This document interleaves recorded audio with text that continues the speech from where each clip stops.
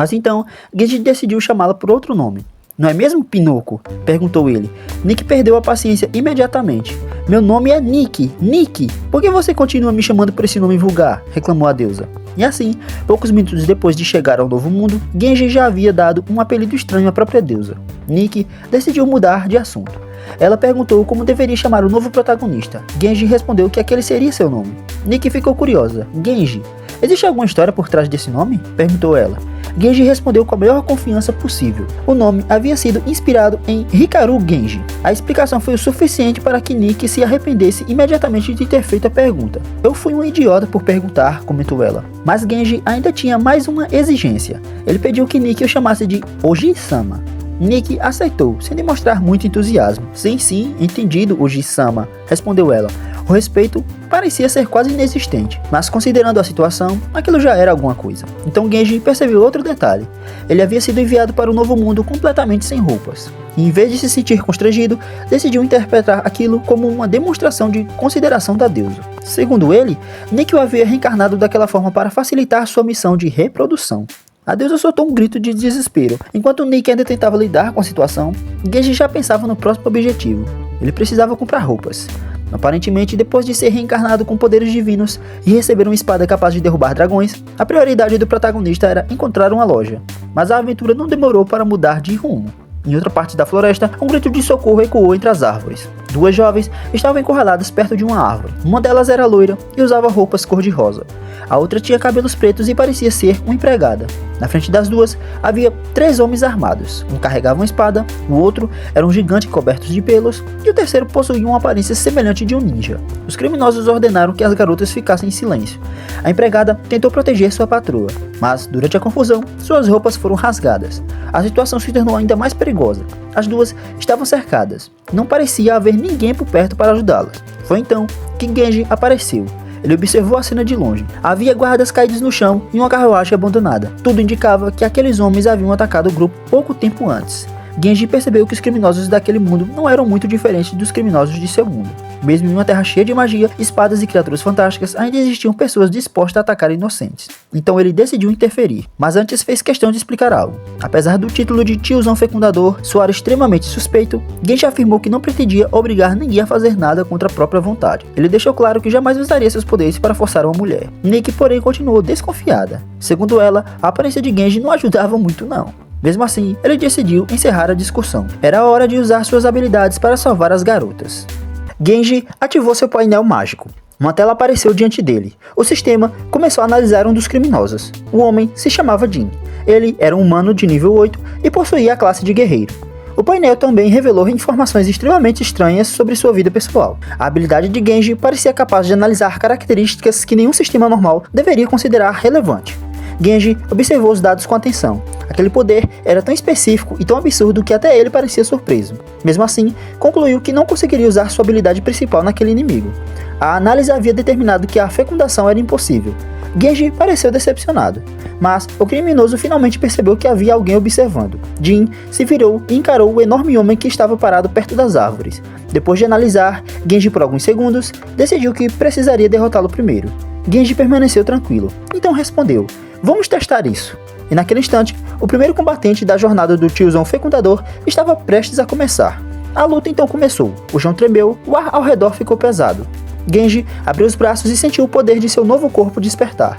Uma aura monstruosa começou a sair dele. Era a força concedida pela reencarnação. Mas havia uma pergunta importante. Como um homem tão grande e pesado conseguiria lutar com velocidade? A resposta veio imediatamente. Genji ativou sua habilidade. Gordão Veloz, declarou ele. E de repente, o enorme tiozão desapareceu, ou pelo menos foi isso que pareceu acontecer. Em um piscar de olhos, Genji atravessou o campo de batalha e surgiu diante do criminoso com a aparência de ninja. O bandido não teve nem tempo de sacar a arma. Genji acertou um único soco. O impacto foi tão forte que o homem foi lançado para trás como se não pesasse nada. O primeiro inimigo havia sido derrotado, mas Genji não parou. Os outros 2 criminosos mal conseguiram entender o que havia acontecido.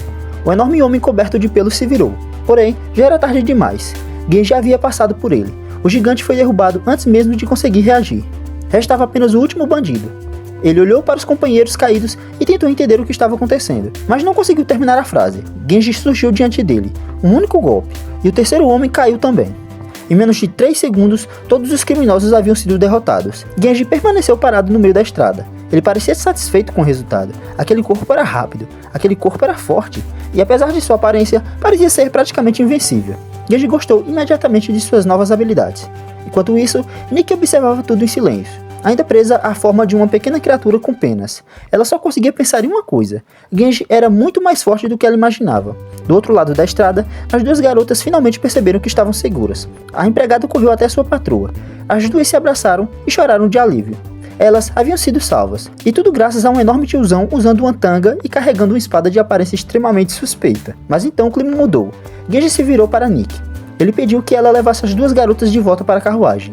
Nikki não entendeu, então Genji explicou que o que aconteceria a seguir não era algo que senhoritas deveriam ver. Ele também pediu que as cortinas da carruagem fossem fechadas. Nikki ficou imóvel. Naquele momento, ela começou a entender o que Genji pretendia fazer. Ela pediu que ele esperasse, mas Genji segurou a tanga com força. Ele afirmou que precisava seguir aquele caminho. Segundo ele, aquilo era inevitável se quisesse sobreviver naquele novo mundo. Nikki ficou ainda mais preocupada. Ela perguntou se Genji realmente pretendia lidar com 3 homens sozinho. Então percebeu que talvez tivesse entendido a situação de maneira errada. Mesmo assim, sua preocupação aumentou. Não diga que... Oji-sama, murmurou Nikki. Depois de alguns segundos, ela aceitou. Mesmo tremendo, decidiu levar as garotas de volta para a carruagem. Nikki começou a voar. Antes de partir, desejou boa sorte a Genji, mas sua voz parecia insegura. Genji seguiu sozinho na direção oposta. A enorme espada continuava presa às suas costas. Dentro da carruagem, as duas jovens ainda estavam assustadas. Elas não sabiam o que estava acontecendo do lado de fora. Nikki pousou perto delas e tentou acalmá-las. Ela explicou que Genji estava prestes a lidar com os criminosos, mas não conseguiu terminar a frase. Um som veio de longe, um ruído estranho, e as garotas ficaram em silêncio. Então o som se repetiu. Nikki percebeu o que estava acontecendo. Aquilo não era uma batalha. Não parecia haver uma luta acontecendo. E de repente, um grito ecoou pela floresta. Era o grito de morte de um dos criminosos. O silêncio tomou conta da carruagem. Algum tempo depois, Nikki voltou para a estrada. Ela estava preocupada e tentou convencer a si mesma de que tudo ficaria bem. Mas quando chegou ao local, encontrou uma cena completamente diferente. Genji estava sentado no meio da estrada. Ao redor dele, os 3 criminosos estavam caídos.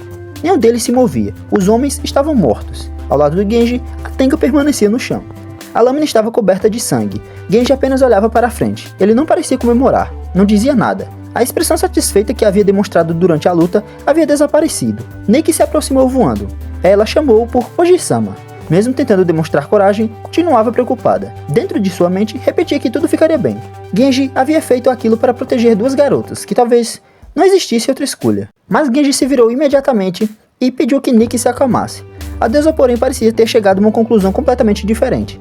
Ela acreditava que Genji havia usado sua habilidade de uma maneira muito mais perturbadora. Desesperada, pediu que ele não olhasse para ela, mas Genji apontou para os criminosos. Então pediu que Nikki observasse com mais atenção. Os 3 ainda estavam usando as mesmas roupas e aparentemente não possuíam nenhum ferimento novo. Nikki olhou novamente e percebeu que Genji tinha razão. Os homens não estavam mortos, na verdade continuavam vivos. Apenas haviam desmaiado. Genji abriu um sorriso.